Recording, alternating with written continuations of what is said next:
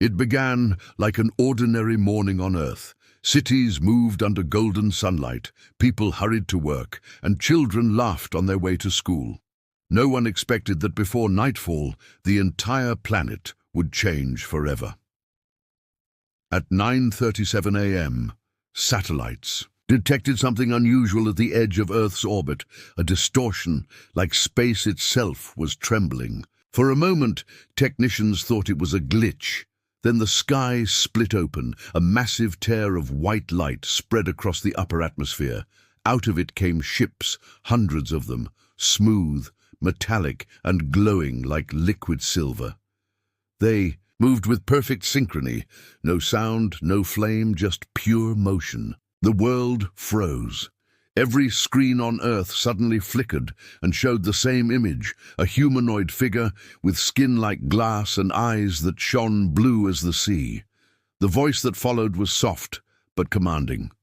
"People of Earth," it said, "we are the Vile Drin. We have watched your world for centuries.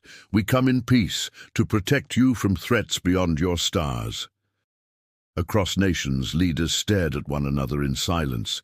Some believed it was a blessing. Others saw it as a trap. Within hours, the Vile Drin descended to major cities.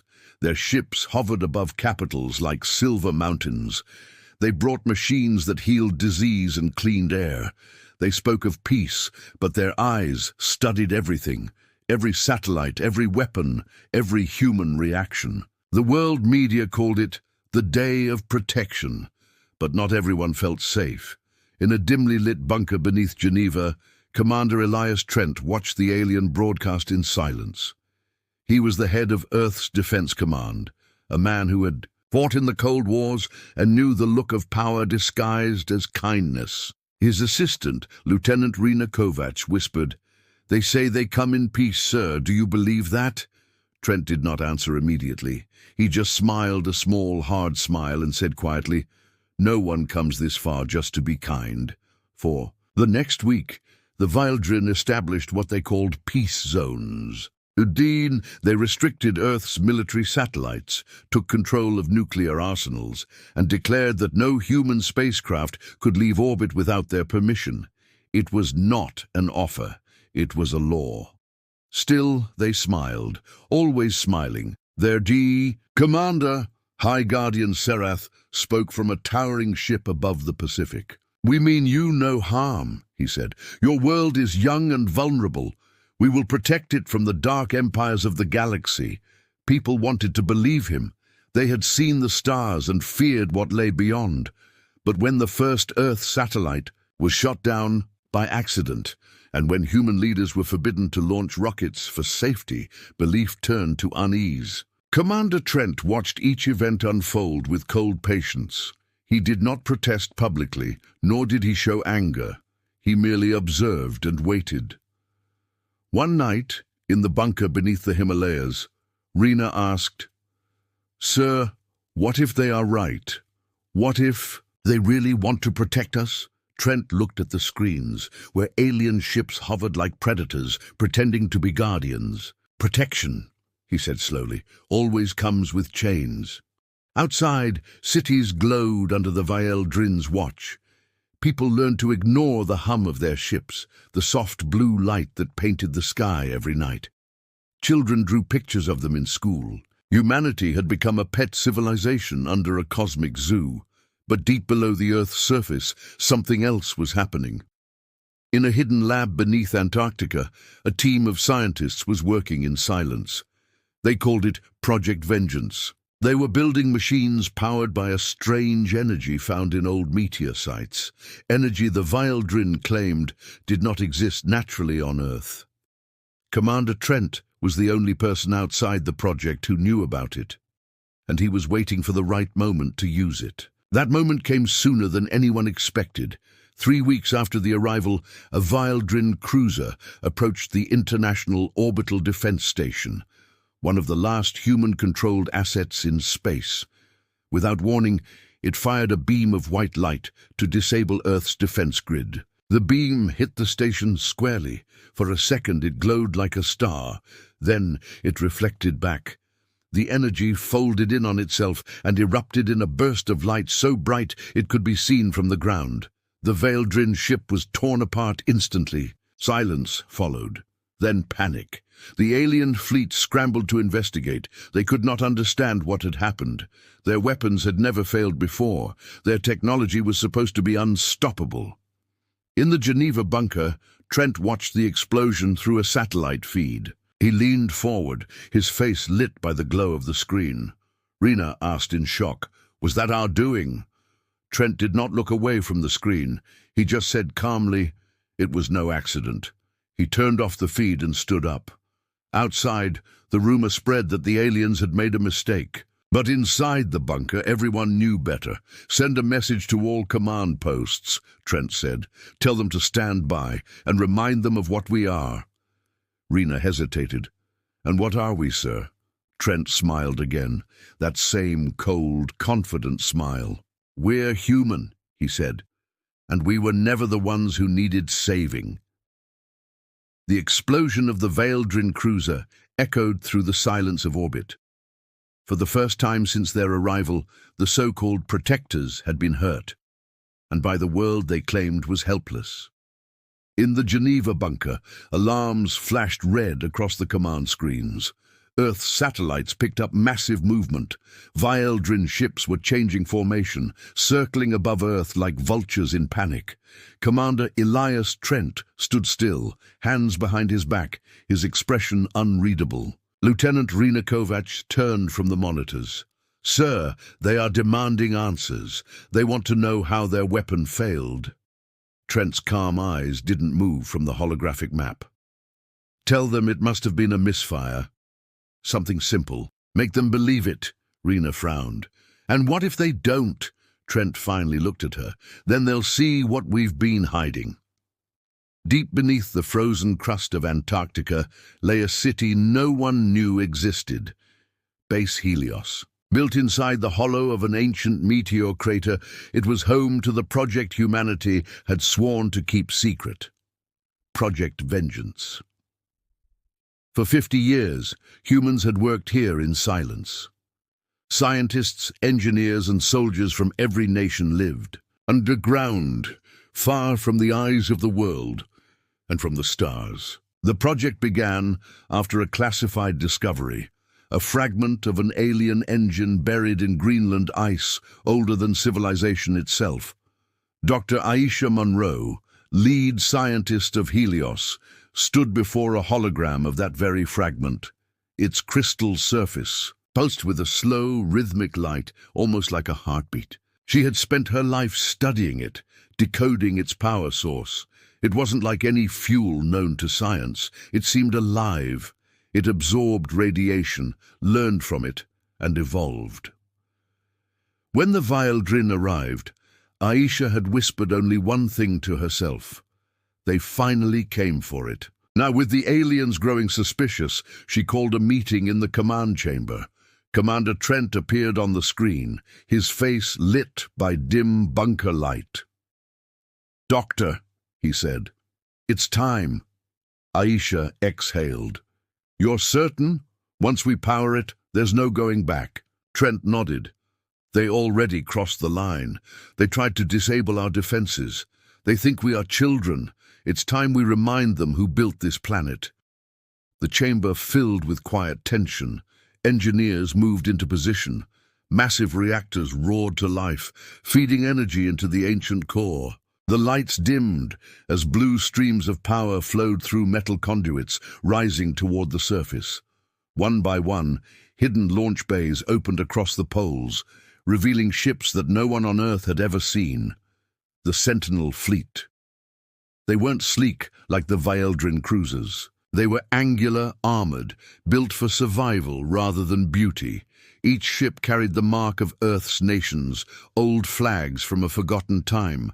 But inside, they pulsed with alien power, perfected by human will.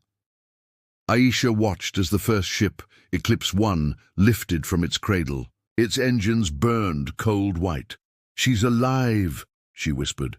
Meanwhile, the Veldrin Council gathered in their flagship orbiting the Pacific. High Guardian Serath's calm mask was breaking. His silver eyes burned with fury.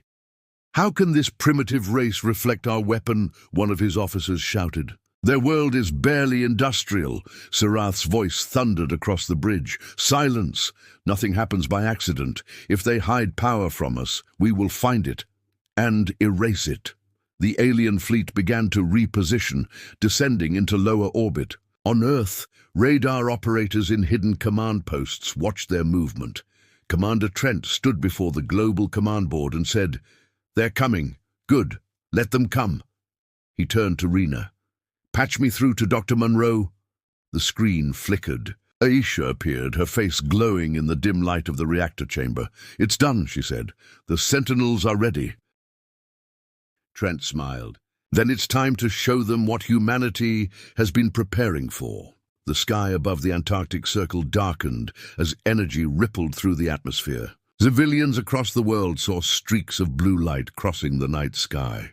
Governments tried to explain it as aurora activity. It wasn't. High above, Eclipse 1 rose into orbit, followed by its twin ships, Eclipse 2 and Eclipse 3. Each was silent, their systems masked from alien scanners. In the Geneva bunker, Trent gave the order, "Activate shadow field." Instantly, the human ships vanished from radar. To the Valdrin, space appeared empty again. They could not see what was coming. Dr. Monroe's voice came through the comms. "All ships in position, Commander. The system is stable." Trent looked up at the screen showing Earth. "Stable is not what I'm after, Doctor. I want unforgettable." In orbit, the Valdrin flagship moved closer to Earth, scanning for the energy anomaly that destroyed their cruiser. Their sensors caught only faint readings, but then something moved behind them, a ripple in the void. A shadow breaking light. Then came a human voice across every channel, calm, clear, and deeply human. "Attention, Valdrin Command. This is Earth Defense Fleet. You came here to protect us. Consider this your first and last warning. Stand down." The alien bridge fell silent. Serath narrowed his eyes. "Impossible. Their signal is everywhere." Before he could finish, the human fleet decloaked. Black ships with white engine flares surrounding the alien formation like wolves in the dark. On the Geneva command deck, Trent's eyes reflected the light of orbiting warships. Rena whispered, "Sir." "They're ready to fire." Trent's answer was quiet but sharp. "Not yet. Let them understand what they're facing first," the alien commander spoke, voice trembling with anger. "You dare threaten your own protectors?" Trent leaned toward the mic. "We didn't ask for protection." His words echoed through the vacuum of space, cold, human, and final. Back aboard the Valdrin flagship, Serath's expression darkened. For the first time in centuries, he felt something unfamiliar. Fear. He stared at the hundreds of human ships surrounding him, each one powered by technology his people thought impossible for such a young world. Serath finally whispered, "What are you?" On Earth, Trent gave the answer with the weight of a planet behind him. "We are the species you should never have underestimated." As the human fleet's engines burned brighter, the stars themselves seemed to shiver, and far below, 7 billion people looked up at the night sky, not with fear but pride, because for the first time, they were not the protected ones, they were the defenders. The stars above Earth burned brighter that night. From every corner of the world, people watched as glowing lines crossed the sky, silent streaks of blue and red light flashing in the upper atmosphere. Some thought it was a meteor shower, others whispered it was war. High above, the Valdrin fleet moved into formation, hundreds of silver ships spreading across orbit like a steel web. Their commander, High Guardian Serath, stood before a shimmering control screen. His jaw tightened. "They are defying us," he said coldly. "Erase their fleet. Show them what happens to those who bite the hand that protects them." The Valdrin ships responded instantly, forming a spiral around Earth, plasma cannons charged with white energy, humming like thunder trapped in glass. But they were not the only ones ready. From the dark side of the moon, the Sentinel fleet emerged, massive human warships cloaked in shadows, moving with perfect precision. Their black armor reflected no light, and their engines burned a quiet blue, like the calm before a storm. Commander Elias Trent watched from the command room in Geneva, his eyes locked on the battle feed. The hologram before him showed the two fleets drifting toward each other, silent but unstoppable. Lieutenant Rena's voice was tense. "Sir, the Vildrin have locked weapons on our ships." "Orders?" Trent's voice remained steady. "Hold position. Let them fire first." The alien commander sneered as he gave the command. "Fire!" In an instant, space exploded with light. Thousands of plasma bolts streaked across the void, burning through the darkness like suns being born. The first human ships vanished in waves of fire, but then the smoke cleared. The ships were still there. Their armor glowed red-hot, but held strong. The alien plasma had hit something stronger than metal. It had struck a living energy field. Dr. Aisha Munro's voice came over the comm line, shaking with awe. "It worked." The core adapted. "It's feeding on their energy." The alien weapons had no effect. They were making the human ships stronger. Trent smiled faintly. "Now, our turn." In orbit, Eclipse 1 tilted its hull and released its first strike. A railgun slug, nothing fancy, just a metal projectile accelerated to unimaginable speed. It pierced straight through a Vildrin cruiser, cutting it in half before the crew could even react. The sound didn't reach space, but on the human command screens, the visuals were enough. Explosions blooming like silent fireworks. "Target 2 down," a pilot reported. Adjusting for gravity drift across the stars, human ships moved like predators, sharp, fast, precise. They didn't fight with elegance. They fought with instinct, with the kind of chaos the Vildrin couldn't predict. The aliens tried to adapt, but their formation broke. Their ships were designed for control, for predictable enemies. Humanity was neither. Each explosion painted Earth's orbit with color, blue trails of ion fire, red flashes of plasma bursts. The once silent night turned into a canvas of war. Inside the Vildrin flagship, alarms blared. "They are breaching the second perimeter," one officer shouted. Sarath slammed his hand against the control console. "Impossible. Their weapons are primitive." Another officer turned, fear clear in his voice. "Their tactics aren't. They move like..." "They've done this before." Sarath's eyes narrowed. No species evolves this fast, but deep down he knew this was not evolution. This was determination. This was survival. In the Geneva bunker, Trent watched the alien fleet retreat into a higher orbit. Rena grinned. "They're pulling back, sir." Trent shook his head. "No, they're regrouping. They're not done yet." As if on cue, a massive distortion appeared behind the Vildrin ships, a swirling rift of pure white energy. Dr. Munro gasped. "They're opening a wormhole." "Reinforcements incoming." The rift widened, and from its core, even larger ships began to emerge, their size dwarfing anything seen before. Human operators froze. One whispered, "Dear God." Trent's expression didn't change. "Bring the Aegis protocol online."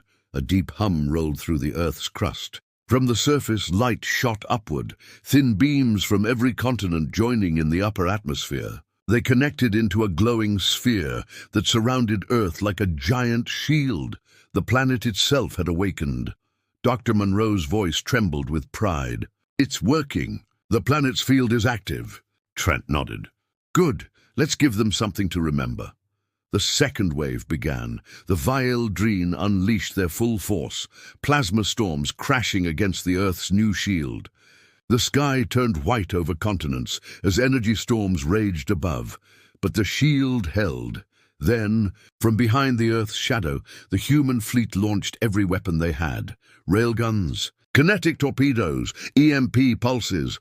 Pure, raw human innovation. In a single coordinated strike, dozens of alien ships exploded. The light reached all the way to the oceans below.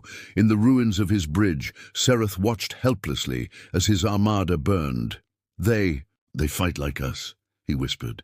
"But wilder," a voice came through the radio. "Commander Trent, this is your lesson, Guardian. We are not your experiment. We are your equal." The alien commander looked up, blood streaking down his metallic face. "Equal, no. You're something else. In space, the battle reached its final moment. The last Vile-Drin flagship prepared to flee through the wormhole, its engines blazing. But before it could escape, a single human cruiser, the Eclipse 1, accelerated forward, its damaged hull glowing with the energy it had absorbed. Inside, the pilot whispered, "For Earth!" The ship rammed straight into the alien flagship's core reactor. The explosion that followed lit up half the sky. From the surface, millions saw it, a new star born in the heavens. Trent watched from command, silent. He didn't celebrate. He didn't smile. He simply said, "Signal all ships. Stand down. The Earth is safe, for now." As dawn broke across the planet, the skies cleared. The alien fleet was gone. Scattered debris orbiting like dust around the world they had tried to own. Humanity had survived, not because of advanced evolution or divine luck, but because of something stronger, because when threatened, humans adapt. When cornered, they fight, and when underestimated, they rise. Commander Trent looked at the stars fading into daylight. "They thought we needed protection," he murmured. "Now they'll remember what happens when you threaten the wrong species." The camera of the story would fade out on Earth's horizon. A world scarred, shining and unbroken. Humanity had earned its silence. The galaxy had just met its reckoning. The battle was over, but space still glowed like a wounded sky. Fragments of alien metal drifted across orbit, glimmering like broken stars. Some pieces still burned, trailing thin streams of light that faded into the darkness. For the first time in recorded history, humanity had fought a war beyond its atmosphere, and won. From every city, people looked up, waiting for another attack that never came. There was only silence now. The world breathed again. Inside the Geneva command bunker, the screens were quiet except for one. A single transmission still active, flickering faintly with static.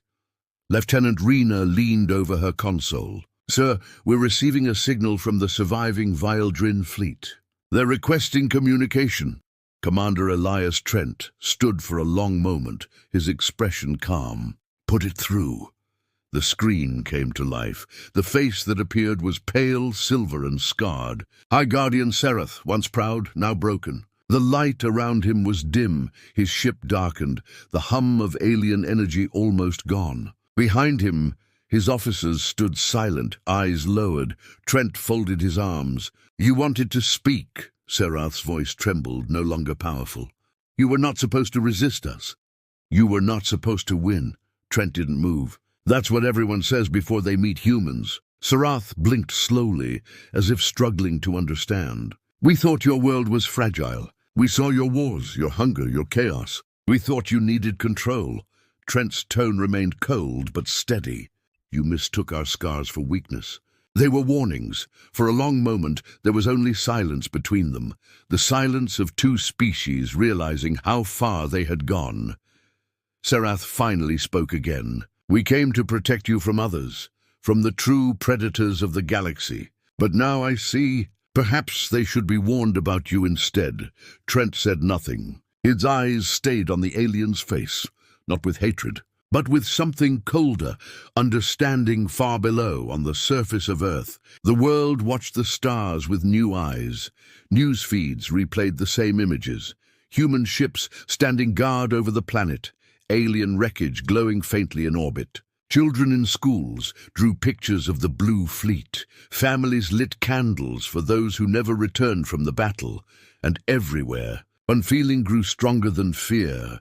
Pride. Dr. Aisha Monroe stood in the frozen corridors of base Helios, watching the energy core slowly fade to black. Her team gathered around her, exhausted but alive.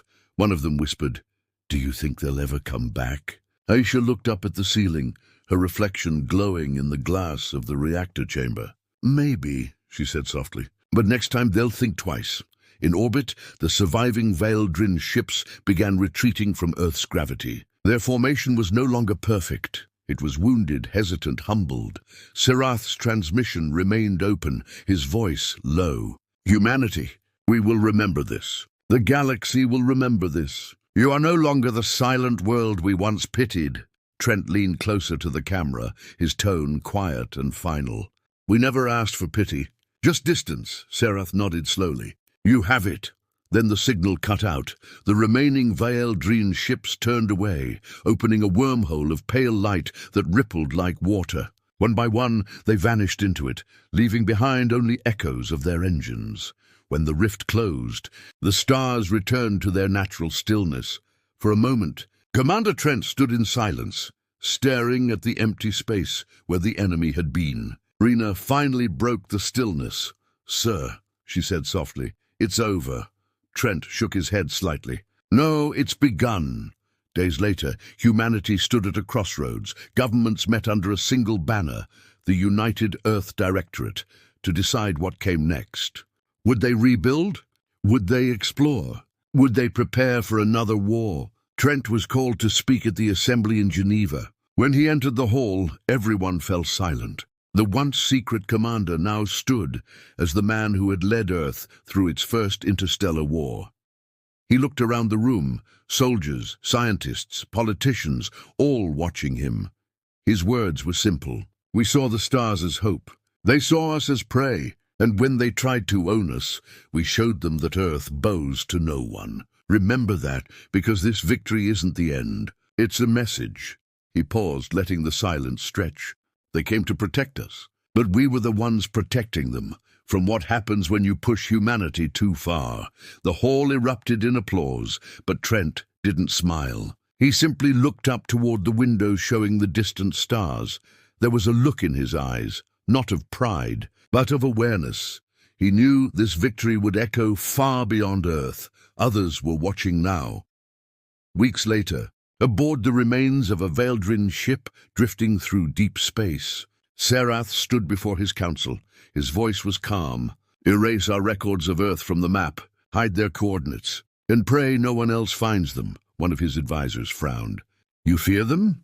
Serath looked toward the dark stars, remembering the human fleet that moved like shadows, the faces that fought without fear.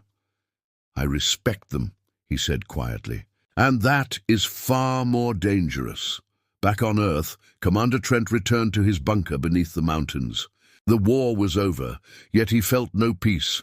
Dr. Monroe visited him one evening, carrying a small device, a fragment from a destroyed Vaeldrine cruiser. "We found this in the debris," she said. "Their core tech is damaged, but look at this."